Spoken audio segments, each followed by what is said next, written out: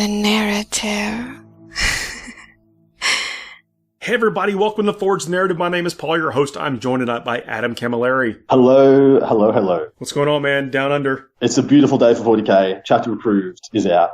The world is changing again. It is, okay. A lot, like volumes of point changes. Phenomenal amount of point changes. A lot of stuff, I think they're correct and that they got it right already. They don't need to change it. But a lot of stuff has gone down again and a lot of stuff that needed to. Well, it's going to radically change what people take. There have been units, and I'll even go ahead and say it, Obliterators. Obliterators sounded great on paper. They made it in right when the Codex hit, the Chaos Space Marine Codex hit, and then, they kind of went away a little bit. Especially when they got their little buff, when they got their buff in toughness and wounds and all that good stuff, and they got their new models, they kind of got brought up to a point where people were like, well, either I take one unit of three of them or I take zero of them. There was no in between. Yeah. And they're great with Slaanesh, and now Slaanesh got even more stuff. Emperor's Children is what I mean, but you know what I'm talking about. The Chaos Space Marine Slaanesh buffs. They got a little bit even more, so the Psychic Awakening has been helping them.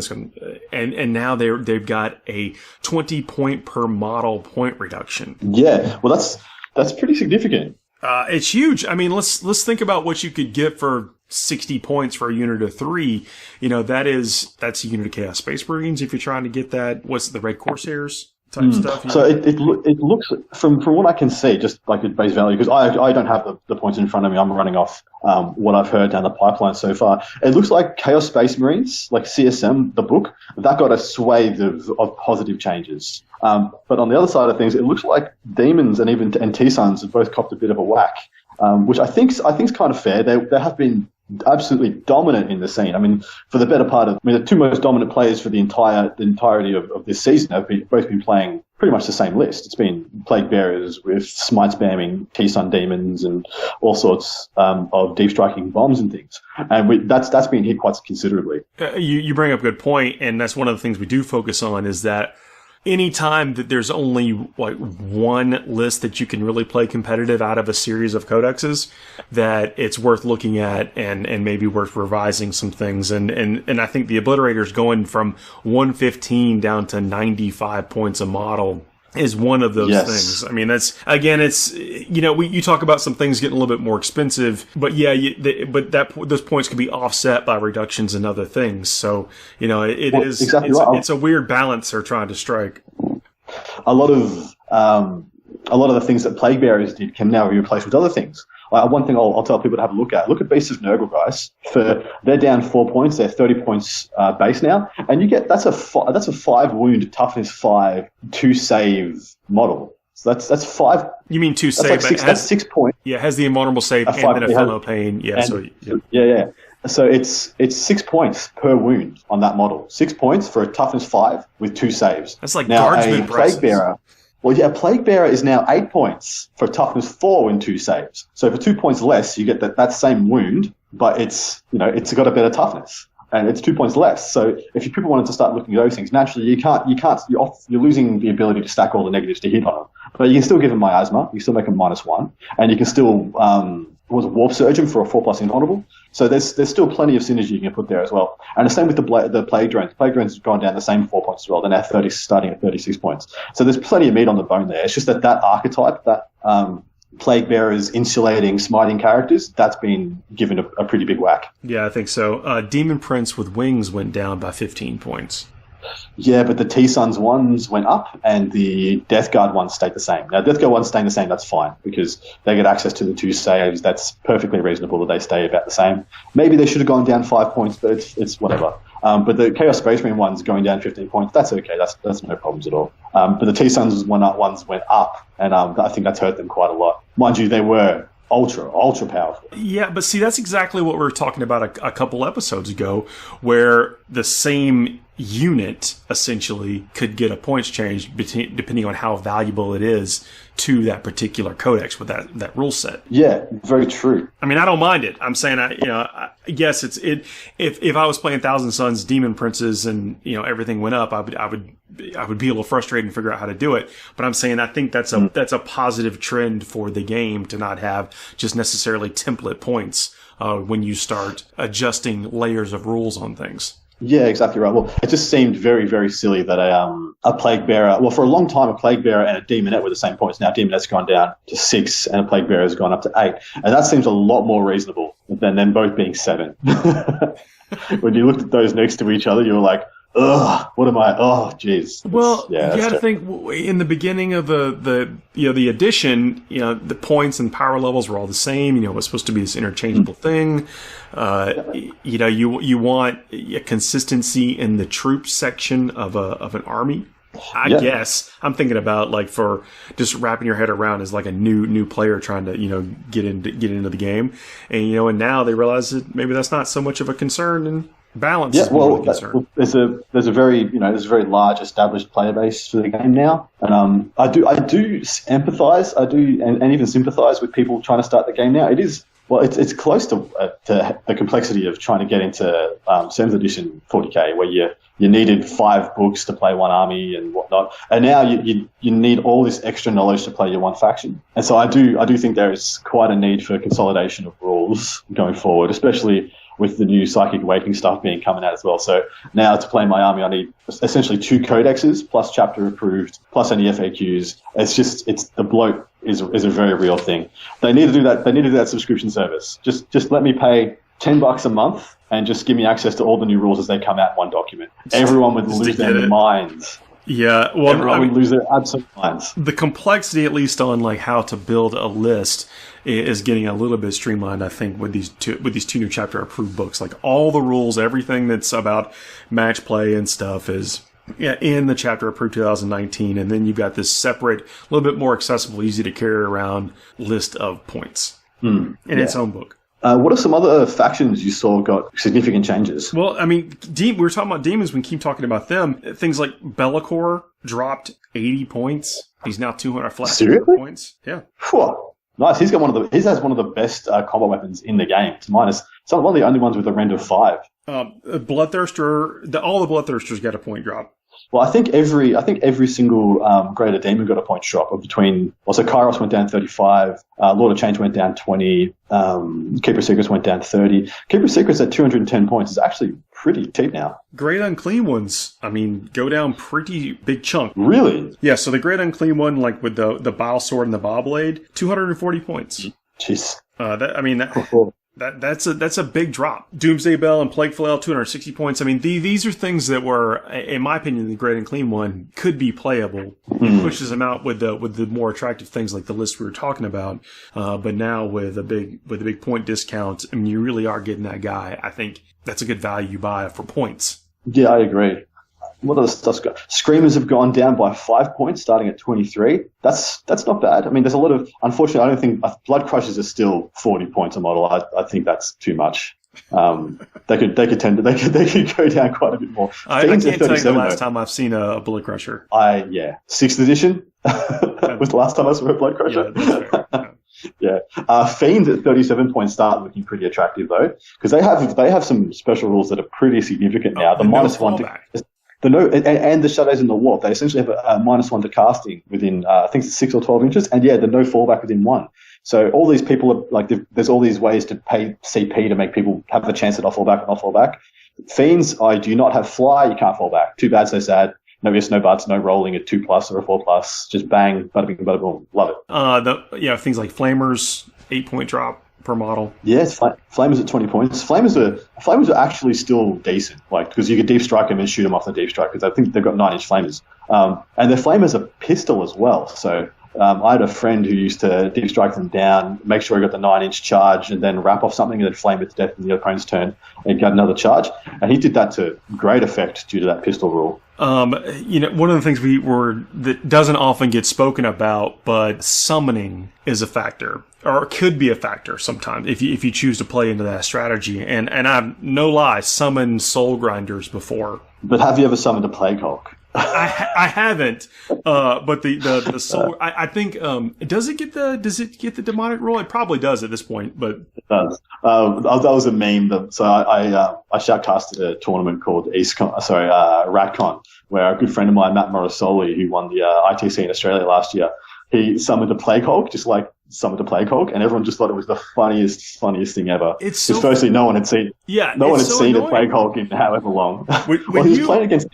So when you situationally realize that you need a Soul Grinder, or in his case, a Plague Hulk, and you can dump it on the table, and your opponent may not have a good answer for it. Well, yeah, because he was playing against Deathwatch. So Deathwatch versus Demon is horrific because they wound everything on a 2+, and then just all you've got is you don't have an armor save. You just got your 5+ invulnerable save. So they just shred through demons. So he's like, what's someone that's not a demon? He's like, a Plague Hulk. He's just summoned his Plague Hulk down. And all of a sudden the Deathwatch are wounding more on 6s. So it was actually really, really clever. But it's just become a bit of a meme now. So pretty funny. Well, you should do it at some point. Put it in your reserve points. I mean, I know you got to worry about the power level and that kind of stuff, but being able to get some of these things on the table with the summoning mechanic, I think it bears looking into if you're playing the evil guys. Yeah. But summoning is one of those things, having reserve points. I mean, think about it.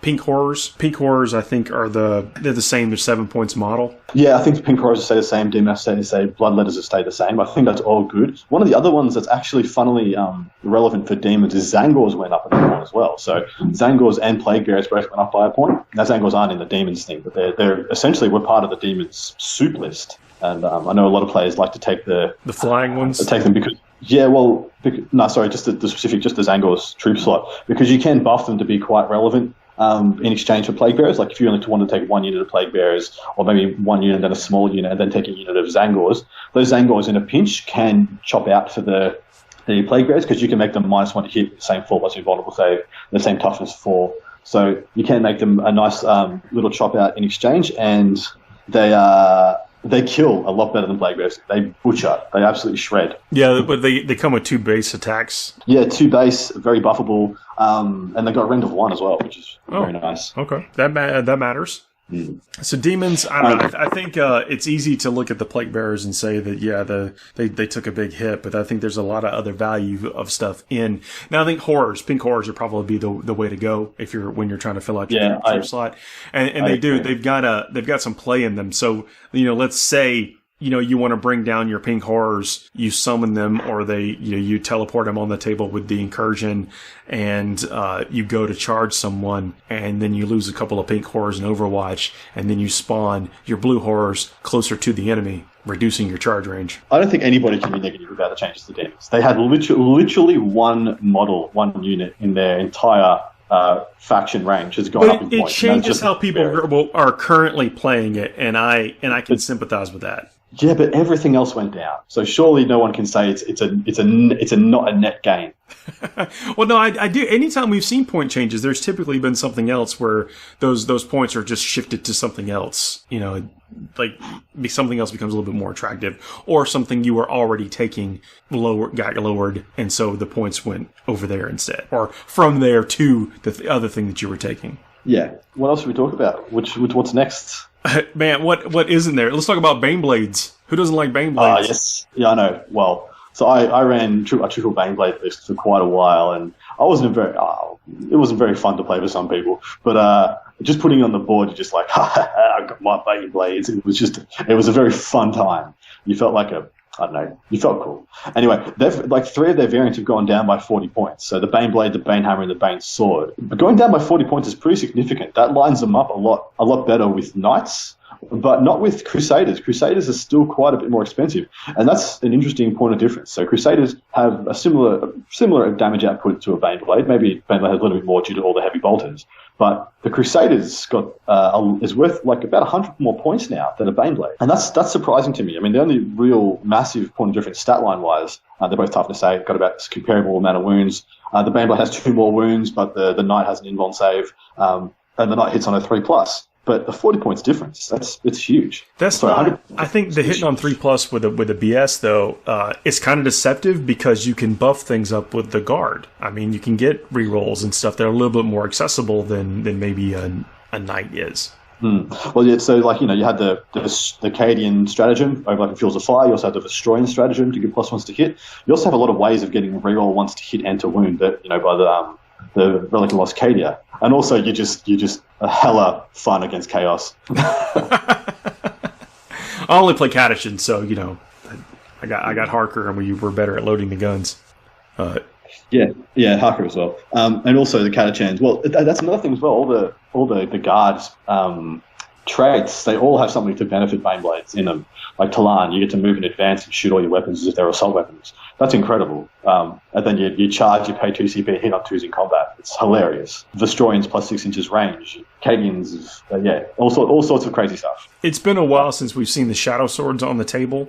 Yeah, they haven't gotten any worse in the meta. I mean, they might not have gotten any better either. But they haven't gotten any better. But I think the like where you put your points in that list has changed to maybe be, to move away from them. But now with a reduction in some of these other things, with all the like guns and stuff, especially the assault things, like you can put on the Baneblade, you can put a bunch of flamers on things, getting rid of people's -1s to hit, making yourself super annoying to charge. I used to run a Hellhammer with full set of sponsons or with heavy flamers. So it'd have 8d6 heavy flamer shots if you ever tried to charge it. It was actually ridiculous. And I was playing that when the Kraken Steelers were a thing. And the Kraken's Gene Steelers couldn't charge it. They actually just could not charge that Hellhammer. They would actually all die. All 20 of them would just get picked up. It was a good time to be alive, guys. It was the golden age of the guard tanks. I think they've fallen off in popularity just due to the power increases for things like tank commanders, Lehman Russes, the artillery company. Those things going up a notch in efficiency and in power and output has meant that having those big tanks you can't hide gives less value than having things that you can have there for 6 turns that consistently give you output. They don't have the explosive power that they do, but like you used to be able to get 2.5 to 3 tank commanders for the price of 1 Baneblade. Those 3 tank commanders had more toughness 8 wounds. They could sit on more objectives. They essentially put out the same or more firepower. They could order themselves. They were self-supportive, things like that. So I think that's why we saw the big boys drop off. But man, I'd be really keen to see like just one come back, and then you just give it all your buffs. You give it a -1 to hit, +1 save, try and get it in cover, and then just troll, have some fun. So mortars got a little bit more expensive, but las cannons got a little bit less expensive. Las cannons have dropped 5 points per cannon. What did, sorry? Las cannons. Ooh. So las cannons being 15 points a las cannon now instead of 20. When you're putting it on a heavy weapon squad, that's a pretty significant percentage of points. Like a heavy weapon squad that you pay dirt nothing for. Putting a las cannon on the heavy weapon squad, it makes it seem like, man, I'm investing so much war gear points, in this unit, and now 5 points less per model gives you 15 points back to the squad. Which one of did any of the ones with the transport capacity go down in points? I've got a feeling the Banehammer has a transport capacity. The Bane, which one is the Banehammer? That's the flamer one, isn't it? Oh no, so the Hellhammer's Hellhammer's the one. Yeah, the Bane sword is the one with the quake cannon, so that's not that one. The Bane blade. Yes, the Banehammer has has a firing deck. 10 models can fire from that transport. Ooh, so and what's the transport capacity? Is it only 10 models? Up to 10 models being transported can fire. So how many can it hold? I think it can hold up to 15 or 25. Can hold up to 25 infantry models. Nice. Heavy weapons teams take up 2 slots. Yeah, so you could put one heavy weapon. You could have one heavy weapons team firing out of that. So that thing's already dropped down. As 10 models can fire, so you could technically put 10 heavy weapons teams in here, and 10 las cannons can fire. So you could put. Is it 6 heavy weapons teams? 6 times 3 is 21. 10 heavy weapons 18, things. 18, So 3 squads of 9 or whatever. Yeah. That's right. 3 squads of 3 for 9 models. Yeah, and then you could choose which one to shoot out if you wanted to completely pack it out. Like, I don't know, if you need more heavy bolters, you have some heavy bolters in there, they shoot out that turn. The buzz cannons need to shoot out, they shoot out that turn, or a mixture thereof. And you're saving quite a lot of points there, because the las cannons all went down 5, so it's just 3 las cannons in there. That's 15 points savings, plus on top of the 40 already saving, so that's 55 points saved on that little package. On top of that, Astra Pass went down 11 points. So they're back to where they were. They were index points. I think they're down to 15 points per model without the stave, which is very cheap. So, like, for 22 points, you got both your psychic powers for that Banehammer. You've got fully ticked out with all the plus goodness. Plus 1 armor, -1 to hit. On the hit, it's worth 40 less points. You stick some heavy weapons squads in there that are worth less points. All of a sudden, you're not working with nothing. It's pretty cool. Yeah, I like that. Speaking quickly Is it about good? I don't know. things in things and firing, fortifications changed a little bit. So in Chapter Approved 2019 in the actual book, there's new data slates for the fortifications. Most of them that could hold units can hold up to 2 units now, whereas before they could only hold 1. They could hold like a one infantry unit that had a certain amount of models plus a character, and now they can hold up to 2 infantry units for things like bastions.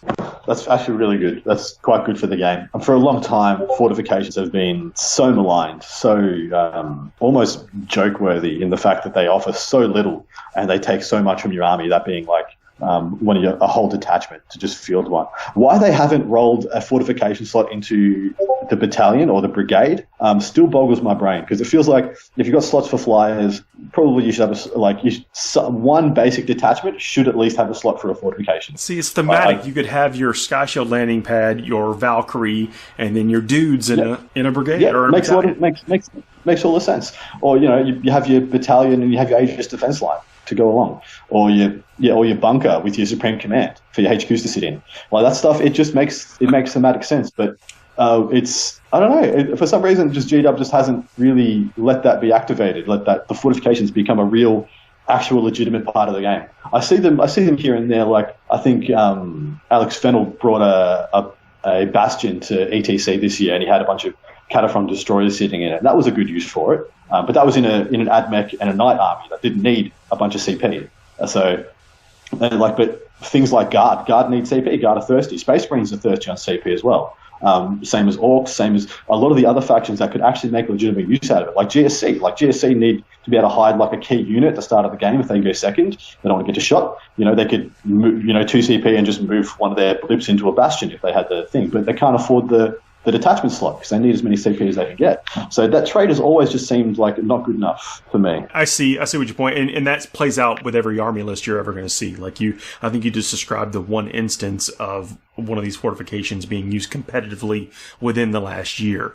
There was kind of a rash of folks that last year were using the Aquila Strong Point or something for its sword shields and stuff. But I had a gentleman down here who tried using 2 of those, the Vortex Missile Aquila Strong Points on the list. Yeah. And it was pretty funny.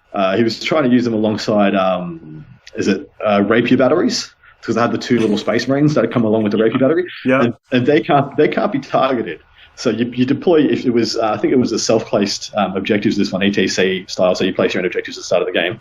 And so you just place your objectives behind the fortification, and then you got these 2 little Space Marines sitting on an objective you can't shoot. They're not characters, so you can't actually shoot a sniper at them because they're not characters, and but they can't be targeted unless they're the closest target. So they had essentially these 2 little Space Marine gunners, completely untargetable on an objective behind a strong point. It was pretty funny. It actually still didn't end up being very good because people can just... the game is so killer, you can just kill the strong points, and they don't actually do that much damage because they hit on 5s. But it was a funny exercise to try and figure out what he was doing, because we sat there looking at it, we're like, huh? And I'm like, oh, jeez. So I almost swore there, Paul, but I didn't. Yeah, I almost did, guys. You were close. I'm getting better. You did mention the AdMech stuff with Cataphrone, breachers and destroyers. Cataphrone destroyers in the Codex are 35 points. In the chapter approved, they are 15 points. Wow, what's that a reduction of? 20 points. on destroyers? Cataphrone, destroyers. Wow. Breachers also took a reduction by 15 points. See, I don't think that's... that can't be true on the breaches. That's got to be points from... They're just updating the points and rolling them over from the last chapter approved, because currently breaches are 30 points a model. And if you're saying they've gone down another 15 points, they'd be 15 points a model. And it can't possibly... Well, okay, so what's the weapon on the breachers? Heavy arc rifle? The heavy arc rifle is 6 points. Yep. Now, they have 2 weapons, right? They've got the and they got the claw or the fist. Yep. So let's look at that. Let me bring up what they get. So what the total cost is. Yeah, the breaches are already amazing value. They're already incredibly good for what you get for your points. I think it's 31 or 32 points for them to come with the power fist. So they get a strength 10 power fist with 3 attacks each. And then they hit on 5. It doesn't matter. You still get 1 hit per dude. And then you can buff that plus the hit in many ways. They're toughness 5 with 3 wounds and a 3+ armor save. Styges make them -1 to the hit. Shroud Sun makes him a 2+ armor. and they're a troops choice. They're like they are literally the hardest to kill troops choice in the game, bar maybe a unit of Deathwatch veterans. And for 30 points a model, if you're telling me they went down another 15 points, no, wow. No, the preachers are 20 points. The arc rifle the heavy arc rifle is 6 points, and then the arc claw is 4, so they're 30 points a model. They're 30 points. Sweet. Cool. Baby. I was like, oh man, I'm gonna call my local G-Dub. Baby, my how many apologies. Did not mean to cause alarm. Right there. You put them on the shelf, you hide them. I'll be right there. I was gonna hang up on you, Paul. I was gonna be off. I was gonna be gone. LVO, here we come. Here we come. No, they're okay. Nothing but breaches. Business as usual with them. So one that I'm happy about, Infiltrators and Ruststalkers. So Infiltrators went down by 3 points, Ruststalkers down by 4 points. Those are some of my favorite models in the entire Games Workshop range, and they have gotten so bad in the current edition. Infiltrators have some play, but that's only really due to the Wrath of Mars strategy, being able to pop up 9 inches away with all that DACA. You can get 10, 15 mortal wounds out of that easy. Yeah, the Ruststalkers have just been kind of just awful for their points. Now I think they're 14 or 16 points a model, and for 2 wounds with a 4-up save, like it's not horrific. But the ones that I find are looking a bit better is the Electro-Priests. So I think both versions of Electro-Priests are down by 2 points, or it might just be the jazz hand guys. The Fulgurate Electro-Priest, 14 points a model. Yeah, that's pretty relevant. Like the amount of DACA they put out. That's the 3-shot Tesla, at strength 5. Yeah, and then the Corpuscari Electro-Priests are 12 points a model. Okay. That's not without war. That's without war gear. That's just the base cost. I'm not sure they do pay for. Well, I don't know. I don't think the jazz hand guys pay for war gear. I'm pretty sure the staves on the Fulgurites cost points, I think. But I'm not sure about that either. But the Jazz Hands boys. The Electro-Leech stave is 0 points. The Electrostatic gauntlets are 0 points. Yeah, okay, so they're 12 and 14 points each. That's pretty good. Because you can take a unit of 20 of those guys, yeah? Yep, up to 20, yep.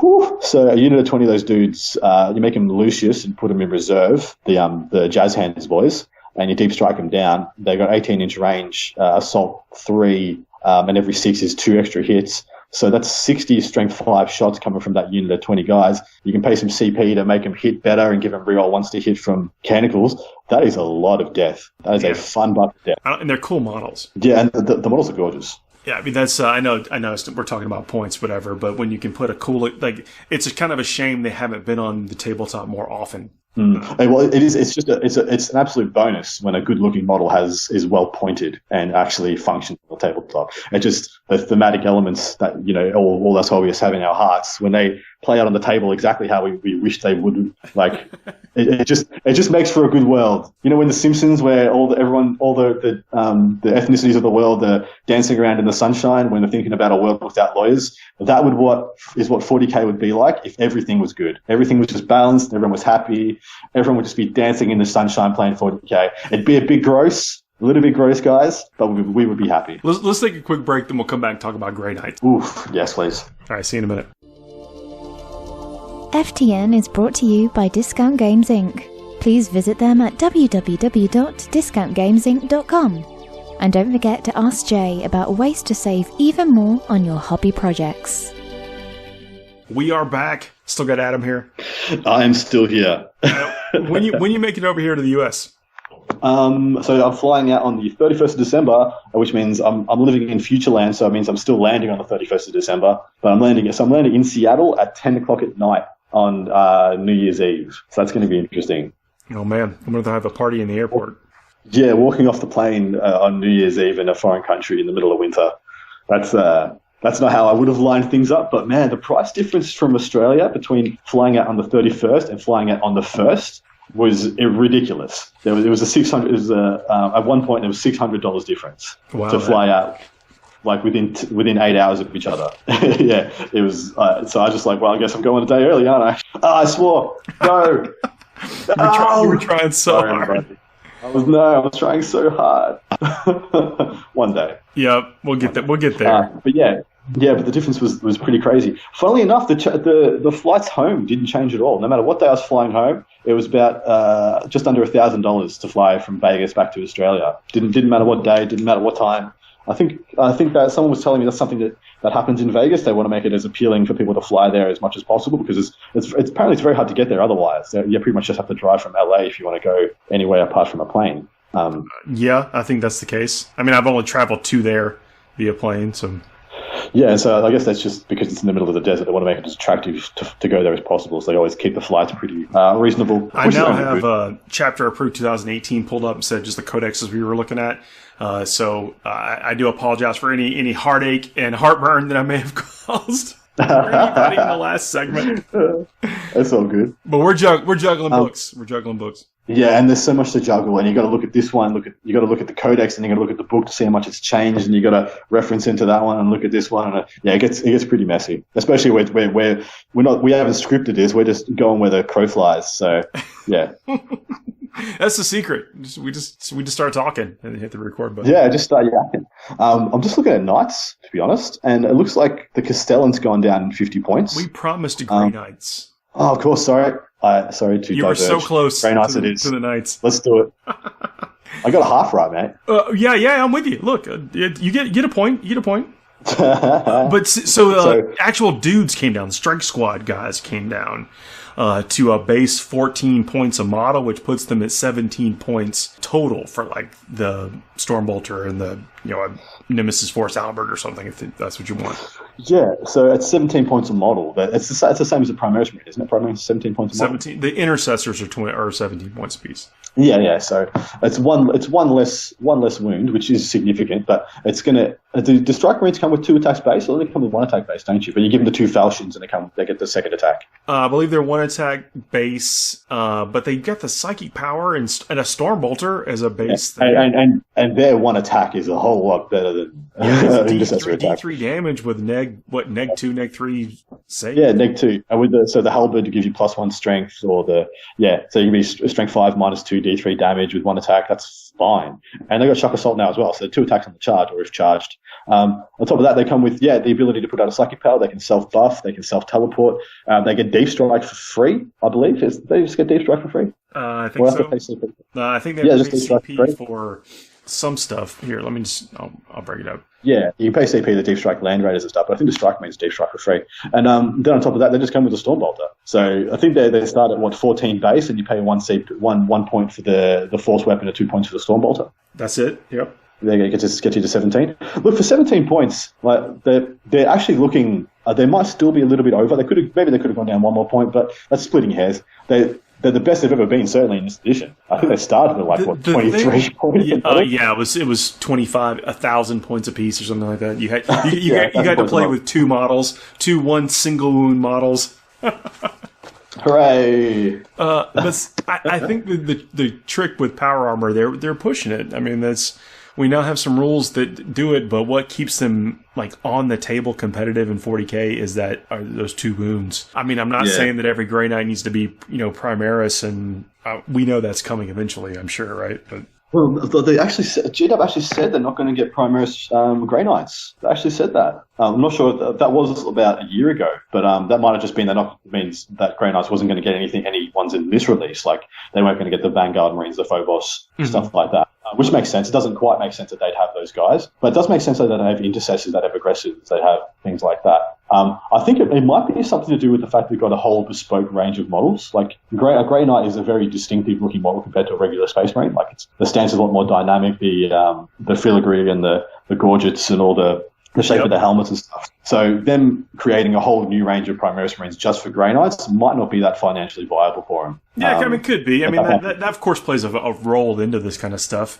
I just meant that eventually we'll have the larger scale Marines. They may not call them Primaris, but they'll be they'll true scale them at some point, for sure. And they have to do that. Otherwise, it's just the world's just going to leave them behind, as if because like the game has left them behind. Well, I mean, right now we've got the size comparison to once you get into that once you get supersized, you get an extra wound, and I think that these guys need an extra wound. If they had an extra wound for 17 points on the basic troop for what they have, they would be phenomenal. And I mean, like takeable, they would be playable. I think they're bordering on playable at the moment. Like they're on the cusp. Like if they get some decent stuff from Psychic Awakening, I think they will be playable. They like a battalion of Grey Knights will actually be a thing. At the moment, there's no reason to take them over. There's actually no reason to take them over Intercessors. We don't know what's coming for Psychic Awakening. I guarantee you that. But let's say, what is this, like right now, what does the actual points equate to? If I'm getting, my squad of 5 is 15 points less than it used to be. And I've got 5 squads of 5. What is that? I don't know, 70, I don't know, like 80 some point. I don't know. I can't add right now. Yeah. So 50, 30. So it'd be 75 points for 5 squads of 5. So, okay. What does that give you? Which buys you an Apothecary. Apothecary 75 points. Straight up, Apothecary 75 points done. You got to spend it buys you Apothecary, and you got, I mean, you're right. You're close with the Apothecary, or you got one extra squad of things. Are you scared of seeing one extra squad of strike dudes on the other side of the table? No. I figure if you can handle 25, you can handle 30. Yeah. Like, I guess that's a thing. If you're equipped to handle Marines. Here's probably where the biggest issue is. If people are tooling up to handle Codex Space Marines, Grey Knights are not going to be a problem. Like, I'm tooling up to try and tackle something far more potent and resilient than these guys are. Even though their damage output's the Grey Knight's damage output has always been respectable. The problem has been they're just nowhere near as resilient enough for their points cost. Because there's nothing. The Stormbolter profile has been a cornerstone of the game since the 8th edition got launched. I love Stormbolters. I mean, they're fantastic. Like on those impulsors and stuff. It's just like I feel like I'm committing a crime when I'm rolling out Stormbolter shots. It's like I shouldn't have these. These are just like extra, and I just have them for free. Lovely. So what do you take? What do you then spend those extra points you just got in a Grey Knight list? I mean, do you invest in a Land Raider? No, so there's, I think the Nemesis Grandmaster, the Grandmaster in Nemesis Dreadknight armor. I hear he's gone down significantly. I hear he's around by 20 points. His base cost has gone down, so that is good because he's already good. He is actually the superstar of the Codex. Has the heavy Psy Cannon or the heavy silencer or the fists gone down at all, or the incinerator? Heavy Psy Cannon is 24 points. I'll get up the Codex actually, so we can cross-reference this. Mind you, the Codex is one of the first ones. That's the same points as it was in 2018, so it's not, the heavy Psy Cannon has not changed. Has not changed. No. And what about the silencer or the fists? Because that's pretty much the standard loadout. The fists Gatling are pretty good. silencer is 20 points. I don't think that's changed. Well, it might have changed. Well, surely the Gatling silencer wasn't more points than the heavy Psy Cannon though. You'd think it's 20 points. The Gatling silencer is pretty good. Just because for the volume of shots, it's only string 4. It's only string 4, but it's D3 damage, and you get 12 shots. Yeah, and you're re-rolling because you're the Grandmaster most of the time to hit. Yeah. So he's gone down 20 points just on the chassis. Yep. So what does that put him at now? I think he was it puts him around the 200 mark, I believe. And his firepower is quite relevant. Like the D3 damage on the Gatling silencers and the flat 2 damage on the heavy Psy Cannon. They all get pretty good return from what you're facing in the meta at the moment. Like the Gatling silencer, you put astral aim on it. That thing is actually really, really good at killing drones, killing shield drones, because the D3 damage offsets the feel no pain. And you put astral aim on him, he gets to shoot into cover where people, they'll try and hide their drones from you by putting them out of line of sight. You astral aim your Grandmaster, and your 12 shots, you can pick up half a squad of shield drones. That's pretty good. And then you put your strength 7 shots from your Psy Cannon into something more relevant. But let's just see what his points are at the moment. I've got a Grey Knight list I was playing around with. So it's 205, and then I think that's just with the 2 Dread Fists, which are, so it's 35 points for 2 Dread Fists. And then 15 for 2 Dread Fists and now. Oh, really? Yeah. So for both, it's just 15. So that's 20 points down. Also, the heavy Psy Cannon was 24 points in my battle scribe. 24 points here. Yep. Yep. So if that's correct, it's the Gatling he's gone silencer down. that we were questioning. Yeah. So right now he's 249 points. If he's gone down to 35 points, so that's 15 points on the fist and 20 points on the chassis.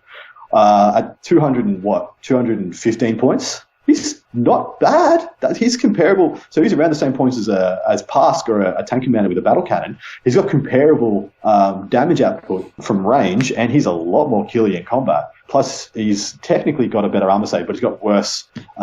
He's got the same wounds. He's toughness 6 versus toughness 8, but they have a 3+, he has a 2+, and he has an invuln. So I think he's not terrible. And he can teleport down. He can. He self buffs. He smites. He's quite flexible. The problem is there's a lot of things out now, in the game at the moment, that will just shred him if he's left out in the open. Like if you can't give the guy, well, you don't have to leave him out in the open. You could technically make him your warlord and give him reroll charge as his warlord trait, and come down like supreme command. You beam down all 3 of them at the one time. He's the warlord. They charge, getting rerolls, and then he charges himself getting rerolls. Well, here's another saucy morsel that hopefully is coming down the pipeline. So a lot of people don't know that Grey Knights have access to chaplains. Grey Knights have chaplains. There's a Grey Knight chaplain in their codex, in their index, in their everything. So if they get litanies, if Grey Knights get litanies, and you have that +1 to wound to the closest target on your Paladin unit, or your Nemesis, Dreadknight, or if you get the +2 to charge, and then you have first to the fray, so you have this deep strike bomb of a bunch of strike squads, Nemesis, Dreadknights, Paladins, Terminators, or whatever, they come down, and then they have a 7-inch rerollable charge because that litany from the chaplain. That's pretty good on mass, guys. You could have like half your army charging turn 2 with a 7 rerollable. That's not terrible. That's nothing to cry about. That's pretty good. Bring on the Supreme Command, 2 Nemesis Dreadknights, and a Chaplain. And you are right. I have never, ever taken a Chaplain in a Grey Knight army. Yeah, why would you? What are they offering? They're not actually bringing anything to the table. I've taken Tech Marines, never taken they're cheap as chips. Yeah. No, the Tech Marines used to be stout. Like in 5th edition, they were real stout. Why was that? Because as you give them just tons of different war gear, they're very flexible. Yeah. Put them on a bike. Yeah. No, you just walk them around. You walk around with the Paladins, and they would. I forget exactly what the secret sauce was, but it was it gave a lot of punch to the unit, and you could dump off wounds. I mean, it was a whole lot of stuff. Speaking of Paladins, they went down a couple of points, didn't they? Paladin base model is 41 now, which I think is down 6 points. That's good. I mean, I'm not sure if that takes them up to the upper echelons of competitive play, but it certainly doesn't hurt. Well, and did anything else go down for them? Did silencers or side cannons or? The silencer is 4 points, which I think is the same. Side cannon on a Terminator is 7 points. So right now, it's 49 points for a Paladin with a sword and a Stormbolter. So you're saying they're 41 points. The side cannons for the Terminators did drop a little bit. They're down 7 points from 11. Ooh, that's not insignificant. But did the silencers go down at all? Silencer for a Terminator was 8 points, and now it's 4. So they've halved in points. Yeah. There you go. That's actually pretty cool. So that's also D3 damage. I mean, it's strength 4, 6 shots. Yeah, strength 4. Yeah, 6 shots, D3 damage, and you can buff those, of course, with their overcosted stratagems. I think that's the biggest point of difference with the Grey Knights is that they only have 2 pages of stratagems, and the ones that they have that would be good under normal circumstances cost 1 more CP than they should. But then they've got one that costs 1 less than they should. So the one where their characters fight on death costs 1 CP, whereas everyone else costs 2. Yeah, only death to Zudian or whatever. Yeah. But then all the damage enhancing ones that they have that would be cornerstones for other codexes, the Veterans of the Long War or Weapons from the Dark Age, things that just dramatically enhance your damage output that you would build a unit or a list around, like double shooting, Slanesh stuff, like things you'd build a shooting unit around. But all the stuff it's 2 points to give you your silencers a rend and +1 strength. It's 2 CP to give your bolters a rend and +1 strength. Those things, one of those should be 2 CP, maybe. So, and the other one should be 1 CP. It should be 2 CP on your Nemesis Dreadknights to give them better because they've got a lot more damage output. But just making Stormbolters slightly better for 2 CP. It's just it was never sustainable in a list that needed so many points invested just to get a couple of CP. When you had to take 500 points just to fill out your battalion worth of troops. It just was not cost effective to use any of those stratagems. Now it might be, especially and with Psychic Awakening as well. And the rumors being from the playtesters that Grey Knights get more from Psychic Awakening than any other codex, and that might just be relative to where they are at the moment. When you're starting at the bottom, everything. Blood Angels got a pretty good bump, so oh, they totally did, didn't they? Be ambitious. You're a happy boy. Oh, I'd love it. Happy boy with that. Yeah, I mean, I'm thinking about putting 30 Sanguinary Guard on the table. And how awesome would that look? 30 Sangard on the table, and you're actually scared, like legitimately be scared of that. Because it used to be, I saw Sangard. So they destroy Centurions. And you see they are butchers, man. They are absolute butchers. Yeah. I mean, I don't want to derail us, but I mean, I'm really excited about it, and there's lots of potential in the army. So I mean, Psychic Awakening is being pushed further than I thought it was going to be. It's further than Vigilus and stuff. I mean, I really thought that Vigilus was going to be the peak of where we would see some additional stratagems here and there or formation and stuff. But this has turned out to be way cooler. Yeah, well, it seems like they've almost ditched the formation kind of strategy with the game. Who knows? I thought that's... Yeah, and it looks like they've gone more to just a fundamental, like, semi-rewrite of codexes on the fly, which I like better. I think it's more impactful, and it adds more flavor to the factions and lists that need it. Yeah, I think this is cooler. This approach to it is way cooler than they've ever done before. It's way more thematic. It adds a lot more flavor. But the specialist attachments just seem like a little patch fix or a little band-aid for a lot of the factions that needed actual enhancements. Yeah. So, I mean, back on the topic of Grey Knights, I think that you want to pay that troop tax as minimally as possible. I think you don't want to take 5, strike squads. You want to take 3 or 2 or even 1, if you do it that, or none. You want to go with a formation a detachment that doesn't need any troops, and because the Paladins because Paladins are pretty stout. What are they? 3 wounds apiece? Yeah, 3 wounds, 2+ saves, toughness 4. They're very killing. They start with 2 attacks, go up to 3. Yeah. Assault. They hit ferociously hard. You give them hammer hand and halberds, they'll pull down a knight in a turn. The sergeant has 3 attacks base. And he hits on 2s. So you give that guy a thunder hammer, he hits on 3s. There'll be 4 thunder hammer attacks on the charge. That's very relevant. Yeah, and if you're going to be near the Grandmaster, because I think that, I mean, what we just talked about, 2 Grandmasters and a Chaplain is probably going to be pretty good. Yeah.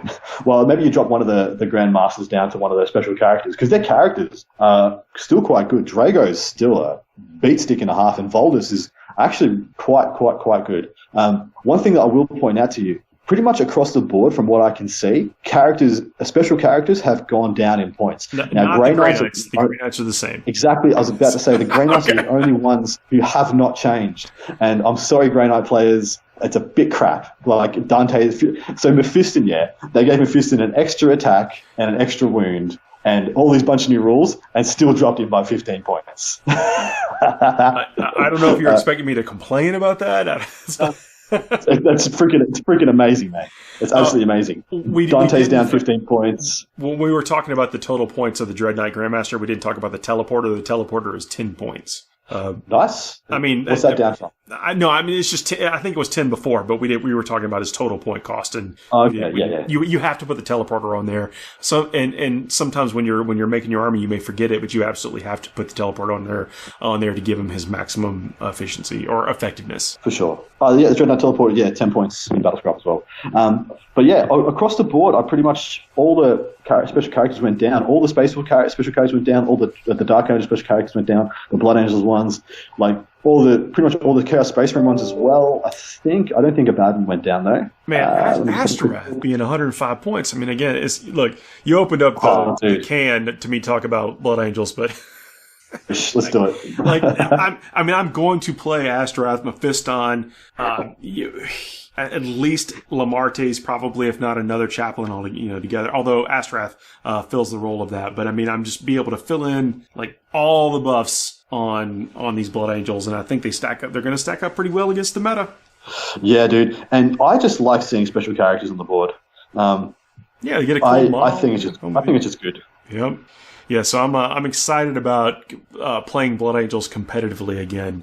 The brewer in me just cannot wait to get. I'm kind of half joking about 30 Sanguinary Guard. I think that 10 or 20 Sanguinary Guard and then a bunch of Death Company to be able to leverage that Forlorn Fury when necessary. Yeah. Look, man, the first time I get a Forlorn Fury on somebody, I get a little bit lucky in the beginning, and then I get to clip them with a Death Company that gets to heroically intervene the whole unit. Oh.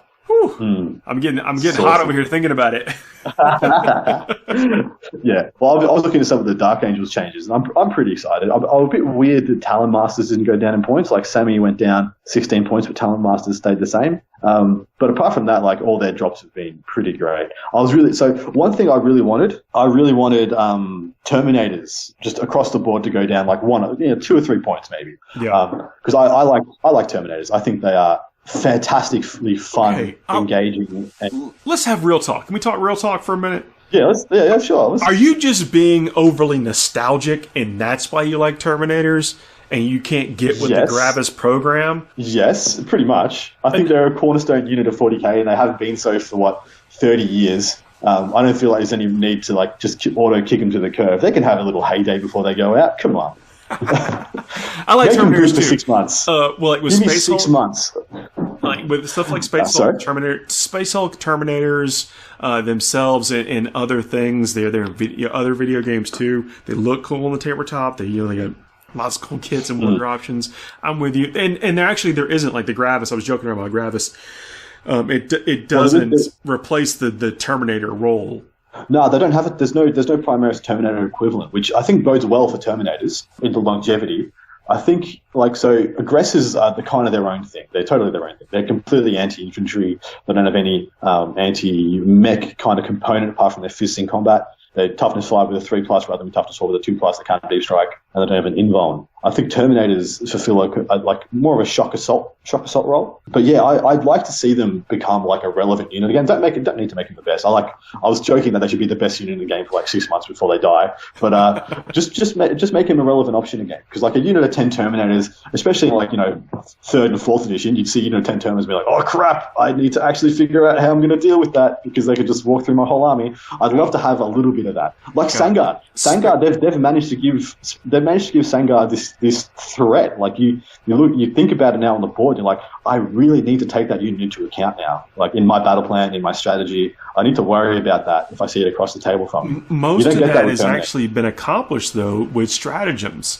Now I know that a lot of these armies can be hungry, thirsty for CP, and that's not always the answer. I don't know that they're pointed appropriately. Maybe they are. But a lot of that effectiveness from the Sanguinary Guard have come from being able to selectively apply the stratagems when you need it, like the one that lets them smooth out their damage variants, the one that lets them shoot their bolters, their Angelus bolt guns better. Yep. And then you've got all the layers of synergy that you wanted to bring with them to enhance them. They've all gone down in points as well, like Astra. Astra's going down in points is huge for Sangard. Indeed. All that extra synergy is great. But see, I've got I wanted to be able to play Deathwing Knights in my Dark Angels, and they've gone down 2 points. So I'm going to play them because the models are absolutely friggin' awesome.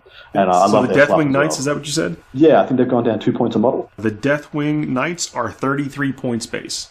33 base. Mm-hmm. Yep, and then they don't pay for anything. They don't pay for any there. I think they pay 2 points for the shield. They don't pay for the mace at all. So someone had told me that they went down in points. But yeah, the Mace of Absolution is 0 points. Yeah. And that Mace is fantastic. That's a 0 point Thunderhammer, guys. It's ×2 strength. It's only -2, but it's flat 3 damage with no minuses to hit. So they still hit on 3s, and it's 0 points. You're telling me it's 0 points? Yeah, I'm going to take some of those just because they're fun and the models are fantastic. No, they are good. They are. I mean, some of the more beautiful of the Terminators, and their color scheme looks real strong. This is gorgeous. Yeah. All right. What other factions should we talk about? Or else shall this road take us? Let's talk about Blood Angels some more. Look, I have to admit, I don't even have an Astaroth model right now. I have long since ago carved. I made my Astaroth into a Mephiston. Shame, Paul. Shame. Wait a second. I just read something. Has the Sanguinor gone down by 50 points? Straight up, he's not, 50. I don't think he's down by 50. This thing I just read says Sanguinor down 50 points to starting at 130. Oh, yeah, that is right, yeah. Fair enough. now that is a gorgeous, timeless model. That model is never going to look bad on the table. Yeah, agreed. But that's his points are no different than they are in the Psychic Awakening. So that's cool. Yeah. So these are all the same. Yeah, he's 130 points. Asrath pretty 105. Yeah. Mephiston 145. Mephiston at 45 is incredible. Yeah, and Dante at 150. So that's a big Dante's like worth considering. I wish he got a new model, but because he's like one of the oldest models in all of the GW current range. Yep. Well, him and Mephiston are about the same like model. Yeah, same age. And Corbulo is still a good. That model still holds up. I mean, God, it's just amazing. Just the talent of Jessica. Designers. Yeah, still holding up. Just jumping. So I did touch on Imperial Knights for a minute. We don't have to talk about Blood Angels anymore, although I will work it into our conversation. If you can smoothly segue us back to Blood Angels, you can have it. I'll go with you. Let's talk about Gallants have gone up by 20 points, which I think's not unreasonable. They were 350. I don't think 20 points is going to break the bank for them. Castellan has gone down by 50 points. I think that's good because they were pretty much unheralded. You never saw them. I think they went up. Did they go up? They went up by okay. So let's talk about the Castellan for a second. They went up by 100. Now they've cut that in half. Yeah, so it went up by 100, and then it still copped all the nerfs to its stratagems, like the House Raven one, the not being able to get the 3+ invulnerable save, and all the other, and the Tyrannus one being going up and all that stuff. And then it still went up by 100 points. Now it's being cut by 50. I think that's fair. I think it's fair that it comes back down. And I think it's not a terrible unit to take at the moment. Because if there's a model out there that can deal well with Space Marines, like a mechanized Space Marine army, probably a Castellan. As an Iron Hands player, Paul, would you like look at a Castellan and be like wary of it? Would you be worried? Like if it goes first, I might just lose a flyer in a tank, or yeah, I think you definitely have to be considerate of that because you are durable, right? But Prepare Precision's not going to save you from this thing. Nah, none of it's like it's got Cause Wrath. It's -4, so it's at 6+ Feel No Pain. You're not going to on your stuff that has 10 wounds. I mean, like the flyers are awesome, but they only have 10 wounds. Exactly right. The Volcano Lance is -5, isn't it? With 3d3 damage. Yeah. It'll say hit on 4s against the flyer because you give you -1. It still gets 4 hits, and they wins on 3s or wins on 2s against them. Their toughness 7 on the Storm Talons, the Storm Hawks, and 6 on the Storm Talons. Yeah. I don't know if they're tough. I don't know if it's strength 14 on it or whatnot. But winning on 2s or 3s, it's probably get 2 wounds. And you don't get any save, and then it's just 6d3 damage. It just kills it, doesn't it? It feels like it's dead. It feels like you got to get real super lucky on the Feel No Pains, and then it probably just kills you with it feels like it's toasted. I mean, the Ironstone does hurt that a lot, because minusing 1 off each of those D3s is actually really significant. Okay, so the Ironstone, yes, all right, but the Castellan, I mean, I guess as Devil's thinking about it, it has enough guns to where it's probably going to get through. Because it's got, don't forget about the battle cannons on its shoulders and missiles and stuff. I mean, yeah. Well, at that point, though, you just be like, well, I can either waste all my shots and maybe not kill that probably repulsor executioner that has the Ironstone, or I just shoot everything else and maybe kill 3 flyers. Surely you just kill the 3 flyers. Yeah. Like in my list, if you kill 3 flyers, my damage capacity is really depleted. Yeah. Yeah, so I think there's the Castellan. I mean, you got to think with the other things like what you would take in that night list is probably a couple of Gallants, and so you just ate up all those point savings that you had before. Well, exactly right.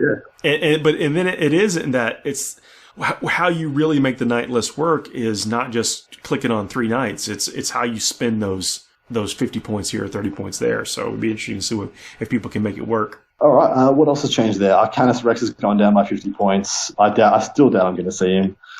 Armiger's down by 15. I don't like Canis Rex's like.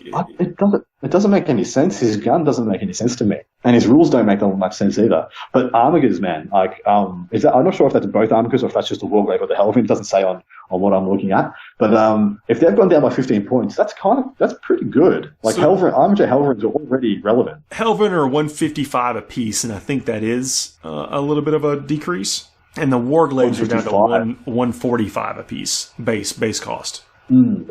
I like them. I've always rated those little knights for their points. I think they're quite good having an invuln, and the warglaives being so quick. A lot of people used to run like 1 gallant, 2 warglaives or whatnot. Those 15 points reductions completely offset the gallant increase, and then you've got 10 points to spare on top. So I don't think the gallant increase is as big a deal as it might seem.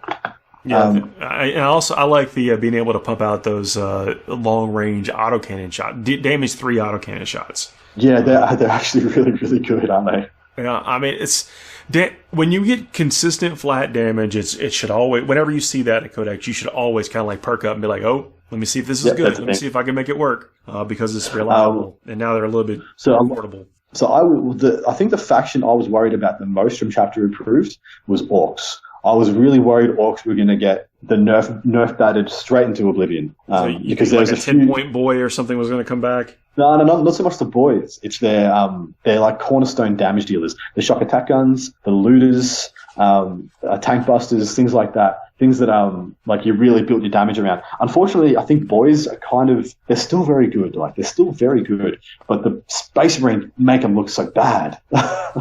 Space Marines just have so many shots that are really good against boys, and the doctrine is just only double down on that. So I was really worried about firstly looters going up, because I thought looters as a unit that Orks really rely upon. I'm not sure if they're 100% necessary in every list, but there's something that they really rely upon. Same as tank busters in a lot of lists. Looters, 17 points a model for the base cost. Yeah, I don't think they've been touched, which I'm very happy about. Yeah. But on top of that, some things that were on the cusp of being really good, and some players made really good. I remember, I think Steve Pramprine started running his Flash Gits list that became really good. Flash Gits have dropped 6 points a model. They're actually really good, and their models are fantastic as well. So that's another perfect marriage. No doubt. And their guns, the SNAS guns?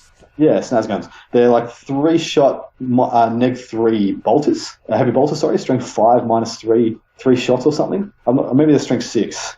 But yeah, I remember them. You're close if you're not exactly right. They're pretty deadly. They do pretty well against Marines. Yeah, and I think if they don't move, there's something about them that gives them +1 to hit. It might actually be they just have a BS4 plus, or it's if they don't move, they get Git Finders and +1 to hit. And then on top of that, there's another stratagem to give them +1 to hit after something's already done to a wound to something. It might be the Freebooters benefit. Once somebody's hit something or done a wound to it, every other Freebooters model gets +1 to hit against it. So you can actually make them, I believe, if I'm correct with that, you can make them hit on a 3+.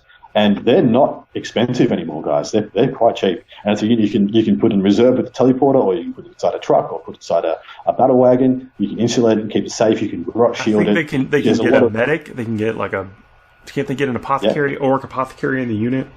Yeah, possibly. I'm not quite sure. But there's a lot of ways of making sure you get some value out of those points, which is what I like about when I see a unit that does a good damage output. I'm like, how can I make sure this thing stays alive and actually does stuff? It doesn't just get blitzed off the board turn 1. Yeah, I haven't seen a flash on the table in a long time, so I'm sorry for being rusty on the rules. But but they're one of those really nice looking, like you see their heads a lot on other models, but you don't see on other models. Yeah. So there's a couple of things that also have gone down. A lot of the trucks that came out, the little Speed Freaks trucks came out, like rocket truck. What's a rocket truck? Rocket truck. Scrap buggies. Yep, Scrapjet, the Copters, the Boomdacker, Dragsters, and all that stuff. They've all gone down in 20 points, 18 points, 10 points, stuff like that.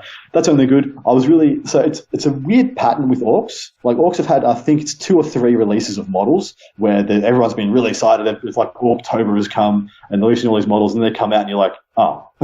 That's a little disappointing. I think it started with the Morkanaut and the Gorkanaut. Everyone's like, oh, yes, they're going to be like Imperial Knight equivalents. And you're like, no, they're not even super heavy walkers. They're just vehicles. So you just glance and you just give them a glance and they're useless. And yeah. And then it was the Wazdaka Blaster Jet, whatever it was, and that came out. Everyone's like, "Oh, this could be good," and I was like, "It's all right, I think, maybe." Well, they pointed out it got pointed out of being effective. I mean, like the one with the buzzsaws on the front of it, the one that can can teleport across the field and stuff. Those are not bad. Like, the rules are pretty good. How freaking cool are the rules? They're amazing. Yeah, but when it's like, "Hey, that's 500 points," like, yeah, sorry. So I played a game against a gentleman who was playing one of those teleporting trucks, whatever they are, buggies, and I was thought I was being really clever. We're doing great. We're doing real great. What do you mean? I'm saying with the names and stuff. The scrap ducker buzzwagon. It's like the Baneblade thing. Just dragster. Just get a selection of blades and swords and chuck them together, like. Yeah, and you'll get I wrapped this tank, and I didn't know what these things looked like. I was like, oh yeah, wrap this little buggy. It's not that good in combat. It's got like 3 strength 4 attacks in combat. I'll just wrap it with some scouts. I'll stay there, no problems. And he was like, you know what that one does? Like, yeah. And I'm like, nope. Does it matter? And he's like, maybe. And he teleports out. And I'm like, you son of a. I wasn't going to change. It was the only thing I could have charged anyway, so I was always going to charge it. But it was pretty funny. Yeah, I like that. Killer cans went down 10 points. That's pretty cool. I think I love killer cans. I think they're funny as. Yeah, I agree. You mentioned the Gorkanaut and Morkanaut. I think they stayed the same. Yeah, they have. The Stomper went down by another 50 points.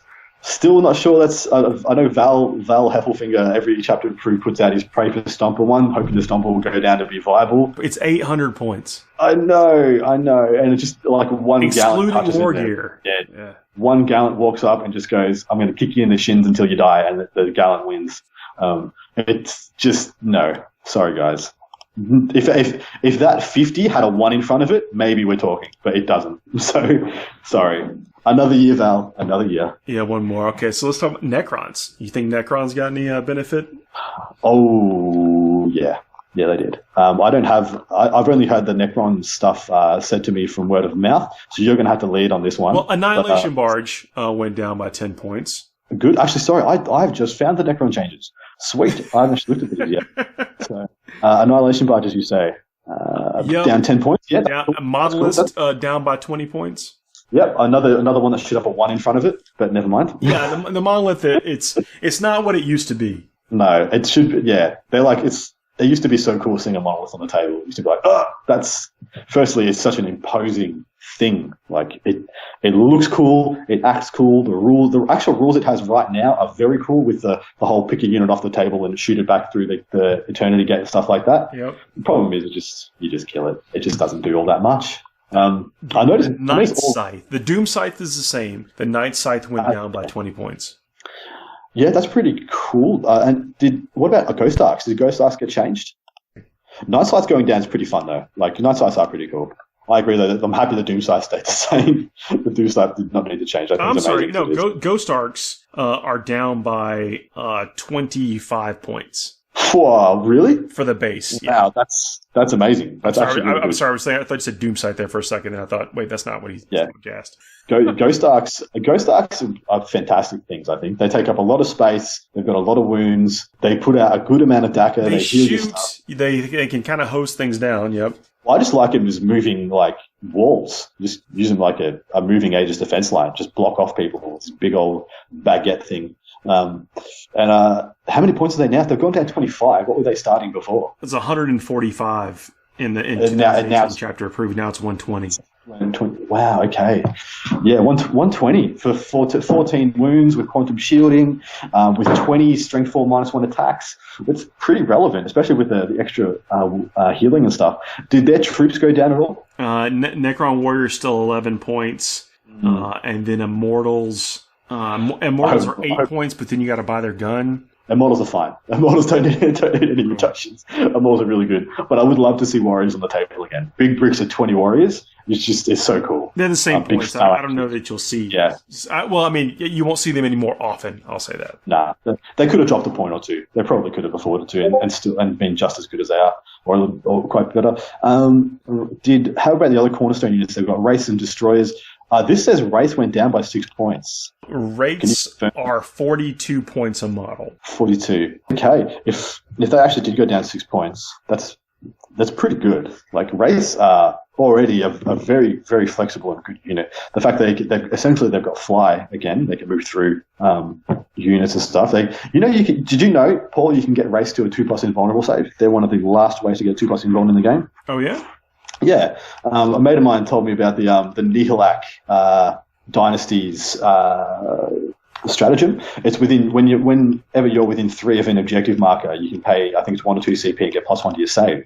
It just says +1 to your save. It hasn't been corrected to say armor or whatever. Yeah, so essentially, that's not bad. Yeah, essentially, if your Wraiths are Like, so my mate was talking about using the Deceiver to put a unit of 6 race on a mid-board objective and just having him sit there with a 2+ invulnerable save and out of line of sight, and who's going to come get him? Like, you know, come have a crack, guys. Do you have Nolzen or Death X? Not too bad. Come, better stay away. The Necron Lord has dropped 10 points down to 55 points. Yep, that's good. Did their Overlord? This says Overlord's down 14 as well. That's pretty good as well. Overlord is at 70 points. Yeah, he's pretty nice. What about the special characters? All went down again too. Like Imhotep went down 20 points. Imhotep was already an Imhotep, the Stormlord, is 140 points. Yeah, that's very good for what he brings to the table. Giving 2 units, my will be done. The +1 to hit, advance and charge, and on top of that, having his bringing one of the better, him being one of the better of the dynasties. Plus, he adds 1 CP if he's a warlord, and he comes with a good warlord trait, and he can do the mortal wounds thing, and he kills in combat. Yeah. I think for 140, I think he brings a lot to the table. Xandrag dropped by 25 points. Wow, cool. So what about Oberon? Did Oberon go down? Oberon is at 115. I think he's the same. I think that sounds like the same, but I don't have it in front of me, unfortunately. Because that Xandrag Oberon thing still works. Like that's one of the. It's like the teleport hammer for Custodes, where you can bring a unit in and break the 9-inch thing, and that would be 6 inches away instead of 9 inches away. But with him going down 25 points, maybe that comes back, and you bomb over a big unit of flayed ones if they've gone down, or Lichguard if they've gone down. Things like the Obelisk have dropped a little bit too, down 30 points. Yeah, that's cool. That's another model I absolutely love. I think the release G-Dub put out said that the Catan shards were going down a bit as well. So the Deceiver is 180, which is the same, and I'm sorry, and Nightbringer is dropped. What? Is that the same? Is he 180? Nightbringer dropped. Nightbringer is down to 155 from 180. That's cool. Yeah. Because to me, they've always been like they've always been comparable to Demon Princes. So I always thought they should be around Demon Prince points because they have like the one psychic power. They're big sticks in combat. Their characters around the same wounds. You can't be charged. So you can't be shot. I said, yeah, I've always, and those are some timeless models as well. They tickle all my nostalgia bits. Yeah, I love them. So, okay, I guess, the Deceiver is down from 225 points down to 180. He's down 40 points. Yeah, Oberon and my... Jesus. Oberon was 140 in the Codex, and he's 115. Wow, but has the Codex gone through 2018's chapter approved as well? So that combo, the Xandrag Oberon combo, has gone down like 60 points. The Traveler, 167 down from 140. Deceiver is 180 down from 225. Nightbringer, who did get a change in 2018, but he's down to 155. And the Codex, he was 210, so he's gone through 2 revisions. Wow. Okay, so Necron's Zeraz is down to 110 from 143. Wow. There's a lot of points drops on pretty like key components there for Necrons. Stormlord dropped 60 points. Real Imhotep went 60 points down. Yeah, he's at 200 in the Codex. Oh wow, yeah, that's ridiculous. The Ork and the Diviner down to 115, down to 100 from 115, so down 15 points. Man, like there's so many relevant drops for them. That's cool. I'm very happy to hear that for Necrons. Necrons, I would love to see Necrons be like a upper echelon competitive list and actually have a fleshed out army on the table rather than just being like here's your 3 Doomsday Arcs, here's your 3 Doomsize, and then here's just some random stuff. Relevant changes, like you were just saying. Yeah, relevant changes to units that were on the cusp of like being in their best lists, and now they went from having like 1 list to maybe they've got 3 or 4 like viable builds now, and that's only good. That's only good for the game. Gauss Blaster dropped a couple of points. Because it was at the stage with Necrons that I wouldn't even look at the list when I get paired with a Necron player. I'm just like, I'm playing Necrons. I know exactly what this army is going to be. It's either going to be this one or it's going to be far worse than this one. So therefore, I don't need to actually look at it. And the tricks are always, all their little jank and all their tricks are very well known now. So them getting all these other plays back, the Deceiver, Xandrag and Oberon, all this stuff, like Flayed Ones going down, Lichguard going down, fantastic, love it. Yeah, it looks like there's been some pretty good changes, even the War Gear stuff too. So like the Heat Ray is down 24 points, and stuff like that. I mean, Necrons are going to get a little bit of life breathed into them. Who else should we give some love to? Well, we talked about the Orcs and Necrons. What else do people play? Tau? Yeah. So okay. Do I have Tau here? I do actually have Tau. So here's one that I love. So Anvar. For the people who don't play Anvar, go out and buy Anvar. He's gone down 15 points. He's now 70, and he was already fantastic. What makes him good? So, firstly, he's got a lot of wounds. He's got like 6 wounds. So, if you try and snipe him, it's actually hard to snipe. He has an inverse armor save. So, the more rend you have against him, the better his armor save gets. So he has a 2+, essentially has a 2+ save against Rend 3, I believe, or is it? It's Rend 4 gets 2+, and Rend 3 gets a 3+.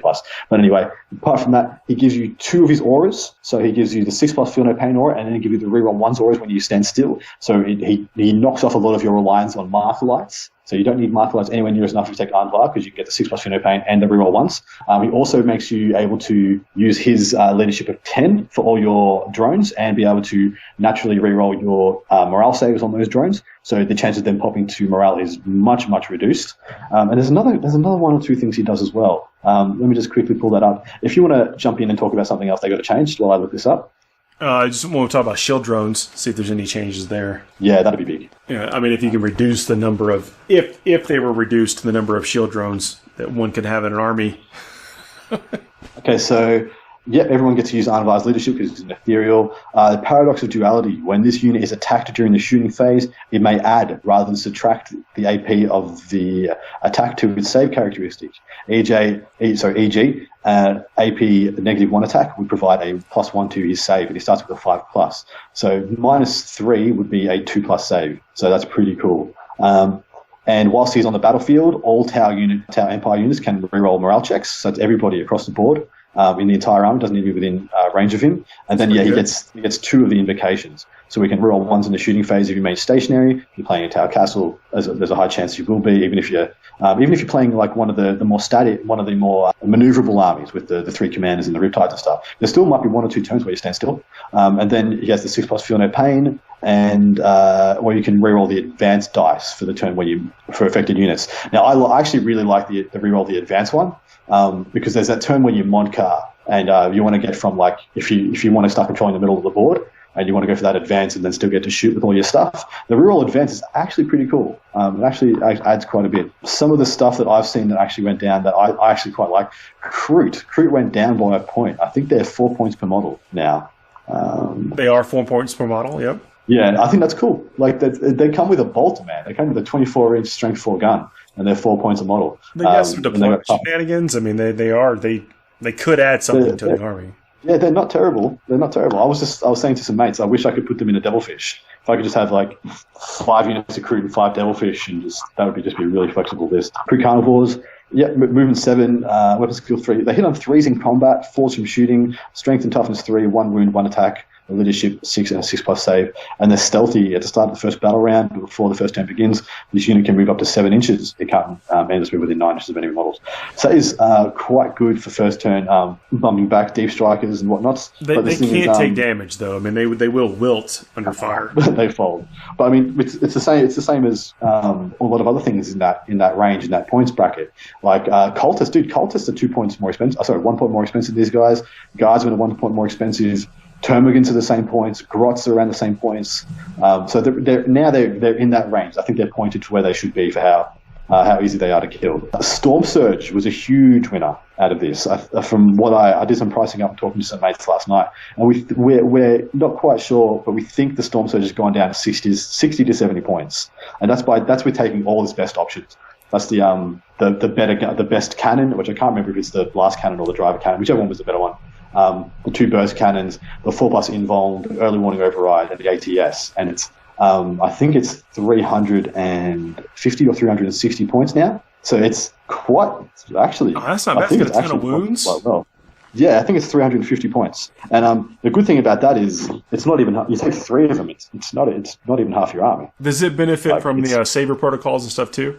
No, we can't. It's a vehicle, not a battle suit or an infantry model. Okay, yeah. But if you take him with that list, you don't take any drones. If you do take drones, you take gun drones and you deep strike them. But that's when you take things like long strike, take things like strike teams in Devilfish. You go more mech heavy. You don't take any drones at all. And so you just completely pivot away and go into other stuff. And so that's really relevant. If that breathes new life into other tower builds, I think that's fantastic. But that's a big question, though. Did the drones point change? Yeah, let us know. Did they? Well, what is the shield drone variant and points right now? Every drone right now is 10 points a model. Like gun, shield, and the other ones. Like marker drones and like kind of stuff? Yeah, they're all 10 points up. So the marker drone is 10 points, missile drone 20, shield drone is 10, the MV-52 shield drone is 11. The drones are basically, I think they're basically the same. Yeah, looks like they're the same. Did you have a look at... So did you say the missile drones are 20 points? And is that the shielded missile drone? The shielded missile drone is 25 points. Okay, so that makes sense. I think that's the same. And I think they can only be bought along with Riptides. So you can buy the shielded missile drone. So maybe you can get it with broadsides as well. So I think Piranhas went down a couple of points, if I'm correct. And I actually don't mind Piranhas because they add something to the list that it doesn't have otherwise. They're like the cheap skimmer unit that doesn't need that they can't use saber protocols, so they just jump around and get objectives. They're not especially killy, but they've got 2 burst cannons and they can take a fusion. They have drones too, that you can put on there, right? Yeah, and they get the drones. So you chuck a unit of 3 of them on an objective, and unless they walk up and put stuff on the objective, they can't actually shoot you off it. It takes because it takes 6 instances of shooting to kill that unit. So it can take 4, but you got to shoot one thing at it that's going to kill the three pathfinders, and then you got to be able to allocate to 3 other things to kill 3 units of 2 drones. Now that becomes pretty wonky for people to actually take off. You might be giving up in ITC. You might be giving up Killmore or Gangbusters or whatever for them, but they're very, very good at getting you hold more. Really, really good at getting you hold more. Because they're actually hard to dislodge off an objective unless they come to run up and take it back from you. So I like them for looking at like they're things you can jump off onto an objective that's outside of cover. Like it's something you can't hide a unit on, and you just chuck them on there, and you're like, oh yeah, well you got to allocate enough shooting to kill the pathfinders, so to kill the piranhas, and then have enough left to allocate to kill the drones as well. And it becomes a wonky exchange for your opponent. While you're wrestling with a 65-point unit. Yeah, well, exactly right. And who gives a stuff? Even if you do, you're like, you've just wasted all this shooting of that has gone into drones, hasn't gone into Riptides or whatever. Now, so for me, when I think about Tower, I don't think about Riptides. I don't think about Commanders or Hammerheads, right? I always think the first thing that comes to mind is Crisis Suits. Are they good yet? Oh, that's a very good question. So let me check them out. So I'm going to the Crisis Suits right now. Oh, please stand by. The book's shut on me. No worries. Also, I'm just looking here. It says here stealth teams have gone down by 6 points, starting at 14 points a model. But then you buy they can buy one system and then a burst cannon or a fusion. And man, at 14 points, they got 2 wounds, toughness 4. Is it 3 up or 4 up armor? I think it's a 3 up armor, and they're -2 to hit at 14 points a model. That's freaking good, guys. That's good. That's like good. The Crisis Suits are 24 points model base. Yep, and do you have? So that's, I mean, just to my ear, that sounds like it's gone down. And people have told me they've gone down, but I don't know by how much. I'm hoping at 24 points, and what's that? That's 3 toughness, 5 wounds that hit on a 4+ with a 3+ armor. That's not terrible, but I mean, I guess then you have to pay for all this. You got one system and then 2 or 3 guns you can get on it. So they're still going to end up being pretty expensive. Where's the burst cannons? Crisis Suits, they dropped, it was 3 points a model they dropped. Okay. ATS dropped by 2 points. Is that true? ATS has dropped by 2 points a model? It's 6 points now instead of 8. Or advanced targeting system for the I think it used to cost 8 points and now it costs 6 points. Yeah, it's 18 points. It's 18. That'd be 18 points on the big stuff. Is there another one? Sorry. Yes, there is. On all of them, 6 points. So that's gone down 2 points, I believe. And if that's gone down, that's a points that means like every good model in the Tower Codex has gone down by at least 2 points, because that's Riptides take that, Broadsides take that, Crisis Suits take that. Riptides paid 18 points for it. Of course, yeah, Riptides paid 18. Yeah, that's fair, as they should. But yeah, that's relevant.